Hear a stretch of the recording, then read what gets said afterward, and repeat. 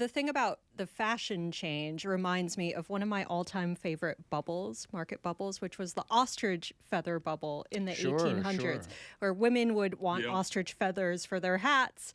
And they became really, really expensive. And then the bubble burst, and all these ostrich farmers, Huh. mostly in Africa, I think, went bust. Yeah, they call it the plenary trade, and all kinds of shorebirds, and yeah, it's hard to picture now that you could just, without regulation, in coastal areas of the country, go hunt herons, egrets to sell the feathers to adorn hats. When you think about like conservation efforts or you think about endangered species, all these ideas feel very modern to me. How early on in the process of the hunting or hunting history did people start becoming aware of the fact that without some sort of regulation or laws or curbs that this natural resources could be irreversibly depleted?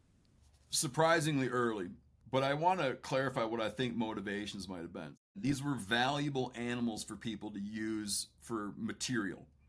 So when we see people trying to get to put in hunting seasons, like not to kill them when they're fawning, when they're dropping their fawns, or put in restrictions about outsiders coming in to hunt, they probably weren't motivated by some sort of environmental ethic. They were motivated by guarding and protecting a resource. In the late 1800s, you have these gentleman hunters that want to connect to this piece of American history or American culture, but they're recognizing that unregulated commodity hunters are going to drive everything to extinction.